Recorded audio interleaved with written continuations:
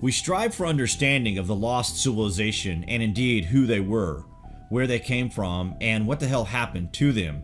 The ancient Egyptians that we speak about are the dynastic Egyptians, and they superseded a much earlier civilization.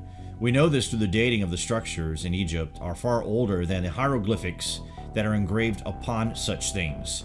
If you consider hieroglyphics as the written word of a civilization that survived the flood and found these pyramids and temples as they were, then you must also consider that there must be evidence somewhere of this earlier civilization, right? As we move forward in our understanding of these ancient enigmas, we will from time to time come across evidence that is hard to ignore, such as the stone boxes of Elephantine Island. When we look at this place, we see destruction. We also see things that were once precisely cut objects. What they were for is unknown, but it is examples like this and the boxes at the Serapeum of Saqqara, to name a few, that must have a purpose. When we realize what the purpose of such things were, then we will begin to understand much clearly of the pre-flood empire. Anywho, some fresh info for you to digest today regarding Seti I. Wait till you hear this. It's probably notable to mention in modern times that we say Seti. Most of us immediately think of the search for extraterrestrial intelligence, but of course there was once a warrior king of Egypt who is not regarded much in the history books, so we are going to enlighten you somewhat in this video. In the early years of his reign, Seti led his army northward to restore Egyptian prestige, which had been partly lost during the troubled years of the late 18th dynasty. He battled in northern Palestine and Syria and fought at least one battle with the Hittite king Muwaltilis. He subsequently concluded a peace treaty that may have established the frontier at Kadesh on the Orontes River between the Lebanon and Anti-Lebanon mountains. Seti did much to promote the prosperity of Egypt. He fortified the frontier, opened mines and quarries, dug wells, and rebuilt temples and shrines that had fallen into decay or been damaged, and he continued the work begun by his father on the construction of the great hypostyle hall, which is one of the most impressive monuments of Egyptian architecture. Another important work is his memorial temple at Abydos, which he dedicated to Osiris and 6 other deities and decorated with reliefs of great delicacy on which much of the original colors remains. Behind this temple is a curious building dedicated to Osiris. Seti's tomb is the first in the Valley of the Kings in western Thebes. Although his son Ramses II is more famous, Seti is thought by many scholars to have been the greatest king of the 19th dynasty.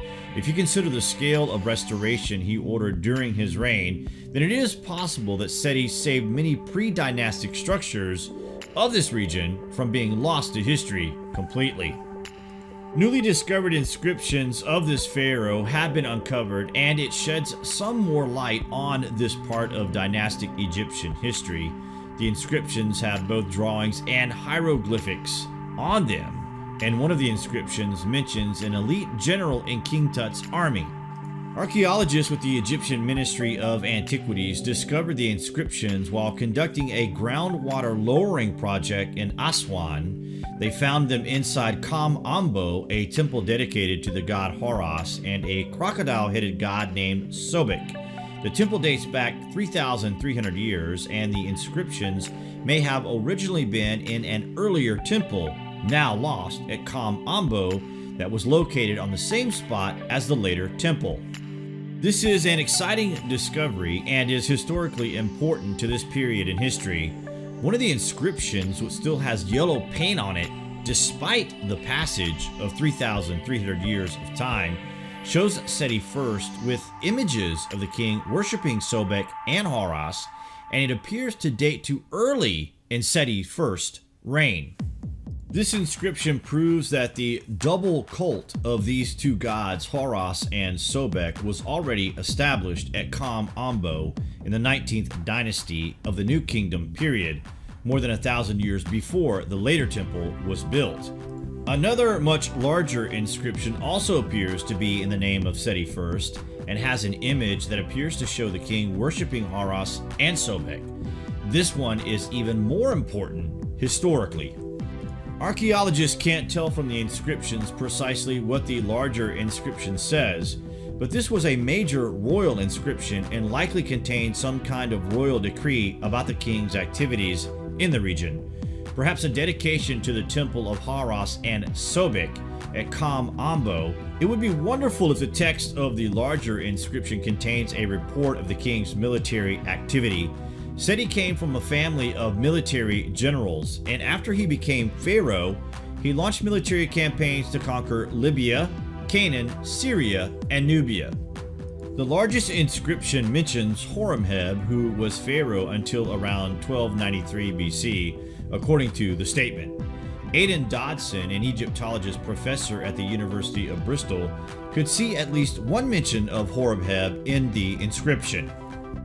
Horemheb was in fact the highest general in King Tut's army during Tut's reign. He became king by marrying into the royal family, and being head of the army probably also didn't hurt his chances of becoming pharaoh either. Why exactly Horemheb is mentioned in an inscription written in the name of Seti I is unclear. The inscription may be about completing some kind of building work begun by Horemheb and left unfinished at his death. We will leave it there for now, guys. We just wanted to bring you this nice little snippet of lost history, which we know you have enjoyed. Stay tuned for part 4 of our Elongated Skull series with Brian Forrester that is coming up just shortly. Just remember, guys, that the way by which we arrive at knowledge are hardly less wonderful than the discovery of these things themselves. Thanks for watching.